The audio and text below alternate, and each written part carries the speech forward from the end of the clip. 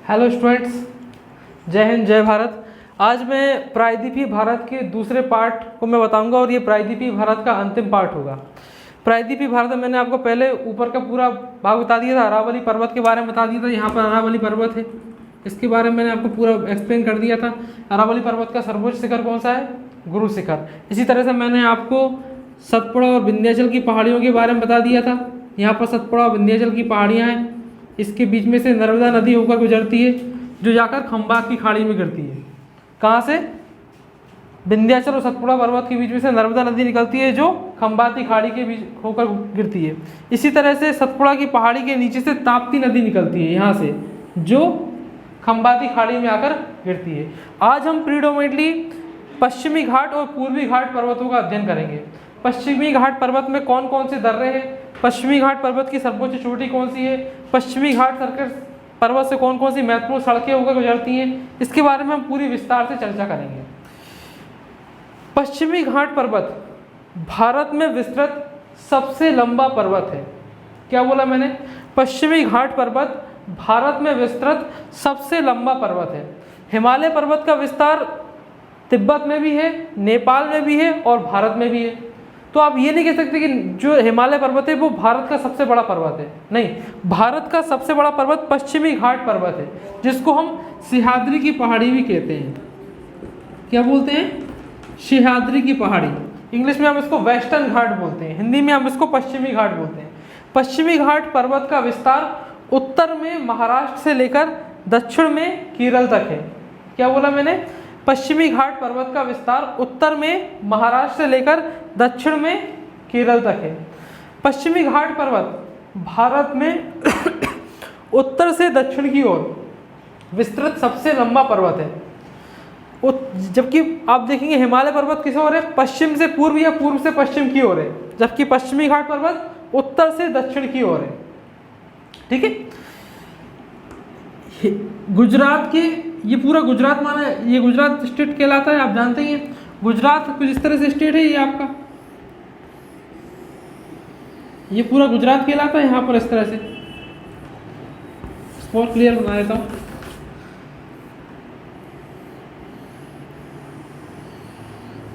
ये पूरा गुजरात राज्य कहलाता है। इस तरह से गुजरात राज्य, गुजरात का जो ऊपर वाला हिस्सा है, ये वाला हिस्सा, ये कहलाता है कच्छ।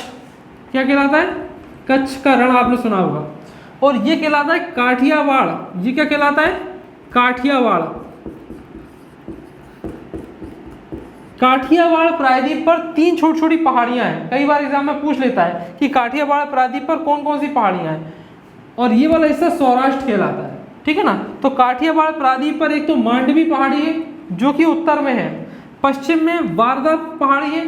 आपने सुना होगा बारदोली का एक सत्याग्रह भी हुआ था, आपने इतिहास में पढ़ा होगा। आधुनिक बारदोली की जब सत्याग्रह हुआ था तो वहाँ की महिलाओं ने सरदार वल्लभ भाई पटेल को सरदार की उपाधि दी थी। ये आधुनिक इतिहास का टॉपिक है। और प्रायद्वीपीय भारत के यानी कि ये वाला है, काठियावाड़ के दक्षिण में गिर नाम की एक छोटी सी पहाड़ी है। मैंने क्या बोला? काठियावाड़ प्रायद्वीप के उत्तर में मांडवी पहाड़ी है, काठियावाड़ प्रायद्वीप के पश्चिम में यानी कि इस ओर बारदा पहाड़ी है, और काठियावाड़ प्रायद्वीप के दक्षिण की ओर गिर पहाड़ी है। जो गिर के जंगल है, पहाड़ी के आसपास क्या है? फॉरेस्ट एरिया है, जंगल है, वहां पर शेर पाए जाते हैं। ध्यान रखिएगा, शेर, जो बड़े शेर होते हैं, बब्बर शेर, जिनके बड़े बड़े बाल होते हैं, वो शेर यहाँ पर पाए जाते हैं। भारत के नहीं बल्कि एशिया के किसी भी हिस्से में ये शेर नहीं पाए जाते। क्यों नहीं पाए जाते? देखिए, ये जो शेर होते हैं ये सवाना के जंगलों में पाए जाते हैं। सवाना के जंगल कहाँ पे होते हैं? अफ्रीकी महाद्वीप में होते हैं। वह स्थान जहाँ पर वर्ष भर सालाना बारिश होती है, उससे लगभग 10 डिग्री दूरी पर जो क्षेत्र होता है उसको हम बोलते हैं सवाना। उस क्षेत्र को हम बोलते हैं उपोष्ण कटिबंधीय क्षेत्र। वहाँ पर ये पाए जाते हैं। और मैंने आपको बताया था कि ये जो प्रायद्वीपीय भारत है ये पहले अफ्रीका महाद्वीप से जुड़ा हुआ था। ये जो नीचे वाला हिस्सा है ये किससे जुड़ा हुआ था? पहले अफ्रीकी महाद्वीप से जुड़ा हुआ था, और बाद में हिंद महासागर में धीरे धीरे खिसकते खिसकते आकर इससे जुड़ गया। ये जो ऊपर वाला हिस्सा है ये जुड़ गया। ऊपर वाली जो प्लेट है वो यूरेशियन प्लेट कहलाती है, और नीचे वाली जो प्लेट है वो इंडियन प्लेट कहलाती है। तो वास्तव में ये जो गुजरात वाला जो हिस्सा था, ये वाला हिस्सा, ये पहले अफ्रीका से जुड़ा हुआ था। तो इसमें कई सारी अफ्रीकी महाद्वीप से जुड़ी हुई समानताएं पाई जाती हैं। उनमें से एक क्या है, शेर है। ठीक है, आइए आते हैं पश्चिमी घाट पर्वत पे। पश्चिमी घाट पर्वत में एक थाल का दर्रा है। दर्रा क्या होता है, दो पर्वतों के बीच से सड़क, एक सकरा मार्ग होता है, उसको हम क्या बोलते हैं, दर्रा बोलते हैं। तो पश्चिमी घाट पर्वत में सबसे ऊपर एक दर्रा है, इसको हम थाल का दर्रा कहते हैं। थाल के दर्रे से मुंबई से लेकर नागपुर के बीच में सड़क मार्ग निकला हुआ है। क्या बोला मैंने, थाल के जो दर्रा है उसमें मुंबई से नागपुर के बीच में सड़क मार्ग निकला हुआ है।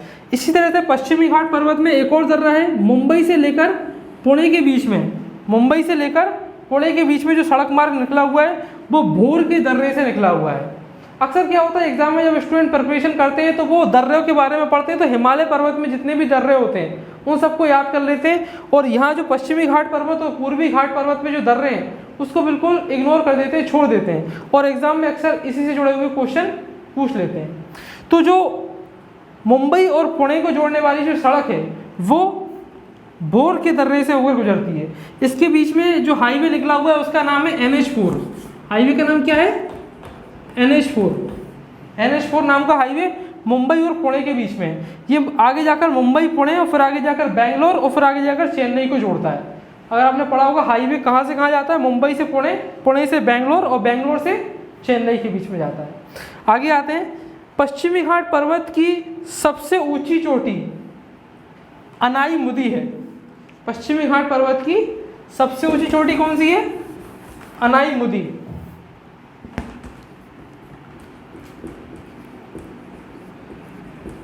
ये कौन से पर्वत पर है, ये अन्नामलाई पर्वत पर है। ध्यान से देखिएगा, पश्चिमी घाट जो पर्वत है इसके बीच में एक यहाँ पर गैप है, गैप के बाद में तीन छोटी छोटी पहाड़ियाँ आपस में जुड़ी हुई हैं। एक ऊपर की तरफ एक पहाड़ी है, इस पहाड़ी का नाम है अन्नामलाई पर्वत। क्या नाम है इस पर्वत का नाम, अन्नामलाई पर्वत। इसका नाम है अन्नामलाई पर्वत, जो कि ऊपर की ओर है। जो नीचे की ओर है उस पर्वत का नाम है कार्डामम पर्वत। उसका नाम क्या है, कार्डामम पर्वत, ये लिखा हुआ है कार्डामम पर्वत। और जो उत्तर पश्चिम की ओर है, ये वाला हिस्सा उत्तर पूर्व की ओर है, सॉरी, जो उत्तर पूर्वी की ओर है उसका नाम है पलानी पर्वत। उसका क्या नाम है, पलानी पर्वत। तो ये जो अन्नामलाई पर्वत है वो किस ओर है, उत्तर की ओर है। कार्डामम पर्वत किस ओर है, दक्षिण की ओर है। और पलानी पर्वत उत्तर पूर्व की ओर है। इनके बीच में एक गांठ है, इनके बीच में एक गांठ है। इसी चोटी को हम बोलते हैं, जो गांठ है उसकी जो चोटी को हम बोलते हैं अनाईमुदी चोटी, जो कि पश्चिमी घाट पर्वत की सबसे ऊंची चोटी है। जो पश्चिमी घाट पर्वत की सबसे ऊंची चोटी है। अगर आपसे एग्जाम में क्वेश्चन पूछा जाए कि प्रायद्वीपीय भारत की सबसे ऊंची चोटी कौन सी है, अनाईमुदी चोटी। पश्चिमी घाट पर्वत की सबसे ऊंची चोटी कौन सी है, अनाईमुदी चोटी। ठीक है ना, तो कई बार एग्जाम में क्वेश्चन पूछ लिए जाते हैं।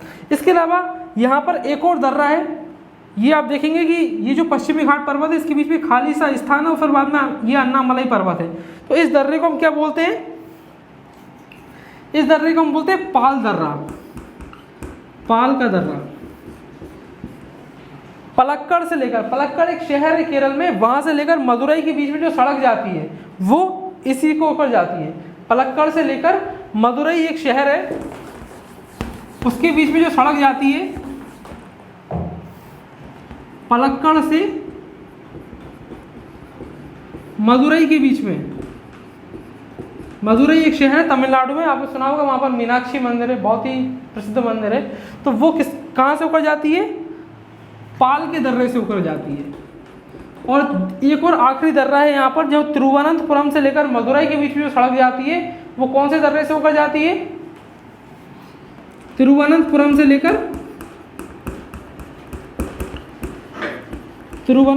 लेकर मदुरई के बीच में जो सड़क जाती है वो किससे होकर जाती है, शेवेट्टा नाम का एक दर्रा है। यहाँ पर एक दर्रा है शेवेट्टा नाम का, देखिए मैंने रेड कलर से इसको बनाया हुआ है।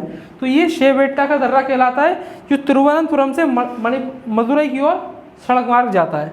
ठीक है, तो ये आपका रहा पूर्वी घाट पर्वत। ये मैंने अलग से ट्रायंगल बनाए हुए छोटे छोटे, ये बताता है कि पूर्वी घाट पर्वत और पश्चिमी घाट पर्वत के बीच में एक गांठ है, बीच में क्या है, एक जंक्शन है, एक जॉइंट है, इसको हम बोलते हैं नीलगिरी पर्वत। नीलगिरी पर्वत क्या है, पश्चिमी घाट पर्वत और पूर्वी घाट पर्वत का क्या है, एक तरह का जंक्शन है, ये दोनों पर्वत आपस में जाके मिल जाते हैं। नीलगिरी पर्वत का विस्तार एग्जाम में कई बार पूछा गया है कि नीलगिरी पर्वत का विस्तार किन किन राज्यों में है, कर्नाटक में, केरल में, तमिलनाडु में। नोट करते जाइए, बहुत महत्वपूर्ण है ये। नीलगिरी पर्वत का विस्तार कर्नाटक में, केरल में और तमिलनाडु में है, ठीक है। आइए, और नीलगिरी पर्वत की सबसे ऊंची चोटी कौन सी है, डोडा बेट्टा, जो कि प्रायद्वीपीय भारत की दूसरी सबसे ऊंची चोटी है। ध्यान रखिएगा, प्रायद्वीपीय भारत की सबसे ऊंची चोटी कौन सी है, अनाईमुदी चोटी। कौन से पर्वत पर है, अन्नामलाई पर्वत पर है। और नीलगिरी पर्वत की सबसे ऊंची चोटी कौन सी है, डोडा बेट्टा। मैं लिख देता हूं यहां पर, डोडा बेट्टा, ये चोटी का नाम है। ये कौन से पर्वत पर है, नीलगिरी पर्वत पर है। नीलगिरी पर्वत क्या है, पूर्वी घाट पर्वत और पश्चिमी घाट पर्वत का क्या है, जंक्शन है, उनकी क्या है, संयुक्त रूप से एक गांठ है। सभी को क्लियर हो गया। तो एग्जाम में किस तरह से क्वेश्चन पूछे जाते हैं इसमें। क्वेश्चन नंबर 1, शेर किस पर्वत के निकट रहते हैं, गिर के पर्वत के निकट रहते हैं। कहाँ पर है गिर का पर्वत, गुजरात में है।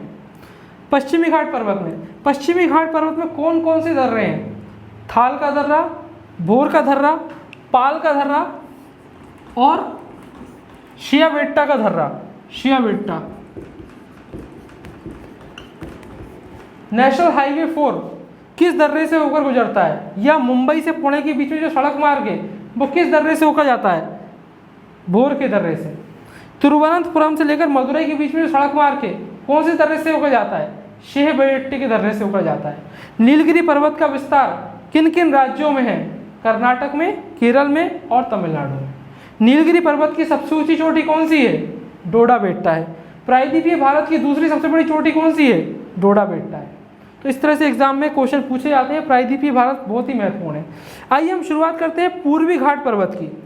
पूर्वी घाट जो पर्वत है वो पश्चिमी घाट पर्वत की तरह से रेगुलर नहीं है। अगर आप देखेंगे कि एक के बाद पर्वत श्रेणियां बनी हुई हैं, नियमित रूप से पर्वत श्रेणी बनी हुई है, जबकि अगर आप पूर्वी घाट पर्वत देखेंगे तो पहले यहाँ पहाड़ियाँ हैं, फिर यहाँ गैप है, फिर पहाड़ी है, फिर पहाड़ी है, फिर गैप है, फिर पहाड़ियाँ हैं। तो पूर्वी घाट जो पर्वत है वो क्रमबद्ध तरीके से नहीं है। इसका रीजन क्या है, इसका रीजन ये कि पूर्वी घाट जो पश्चिमी घाट पर्वत से जो नदियाँ निकलती हैं यहाँ से, मैंने आपको पिछले लेक्चर में बताया था कि गोदावरी नदी निकलती है पश्चिमी घाट पर्वत से जो बंगाली खाड़ी में गिरती है, फिर कृष्णा नदी निकलती है पश्चिमी घाट पर्वत से, वो बंगाली खाड़ी में गिरती है, कावेरी नदी निकलती है फिर वो जाके बंगाली खाड़ी में गिरती है। सारी नदियाँ पश्चिमी घाट पर्वत से बड़ी बड़ी नदियाँ निकलती हैं और वो बंगाली खाड़ी में जाकर गिर जाती हैं। तो नदियों की लगातार पानी बहने के कारण से, नदियों की लगातार पानी बहने के कारण से इन पहाड़ियों में कटाव छटाव हो गया है, इनके अंदर अपर्दन की क्रिया हुई, अपक्षय हो गया है। इसके कारण से क्या हुआ कि पर्वत जो है वो छोटे छोटे टुकड़ों के रूप में बहकर खाड़ी में गिर गए। इसलिए ये जो पर्वतीय हिस्सा है ये आपस में टूट फूट गया है। ये हिस्सा क्या हो गया है, ये टूट फूट गया है और इसलिए यहाँ पर जो पहाड़ियों के बीच में गैप मिलता है। यहाँ आई बात आपको समझ में।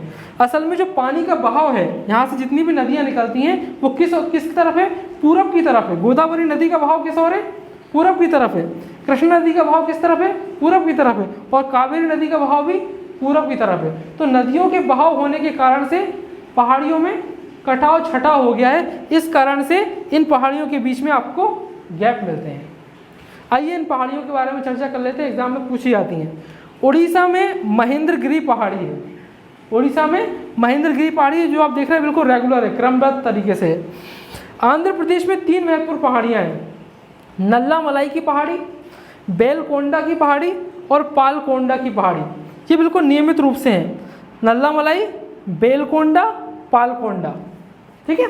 इसी तरह से तमिलनाडु में 3 पहाड़ियाँ हैं, जाउदी पहाड़ी, यहाँ जगह कम थी इसलिए नहीं लिखा मैंने, और मैं बता देता हूँ। जाउदी पहाड़ी पहली पहाड़ी जो है तमिलनाडु में उसका नाम है जाउदी।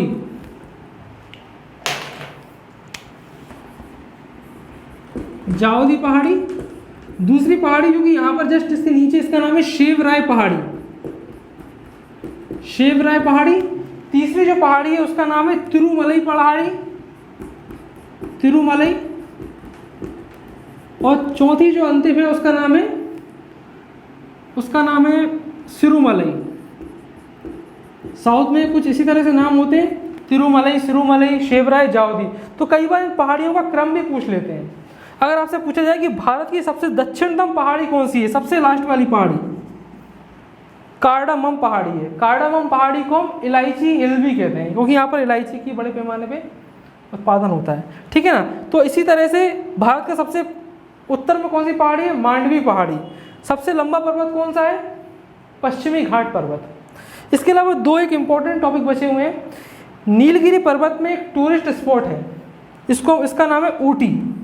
यहाँ पर एक छोटा सा टूरिस्ट स्पॉट है, एग्जाम में क्वेश्चन पूछे आते हैं। वो टूरिस्ट स्पॉट कहाँ पर है, नीलगिरी पर्वत में, कौन सा, ऊटी। इसी तरह से पलानी पर्वत में एक टूरिस्ट स्पॉट है, उसका नाम है कराईनाल। क्या नाम है उसका, कराईनाल, ठीक है। तो फ्रेंड्स, आपको मेरा लेक्चर कैसा लगा, आप अपनी राय कमेंट बॉक्स में दीजिए। प्लीज़ मेरे वीडियो को लाइक कीजिए और शेयर कीजिए और मेरे चैनल को सब्सक्राइब कीजिए। धन्यवाद।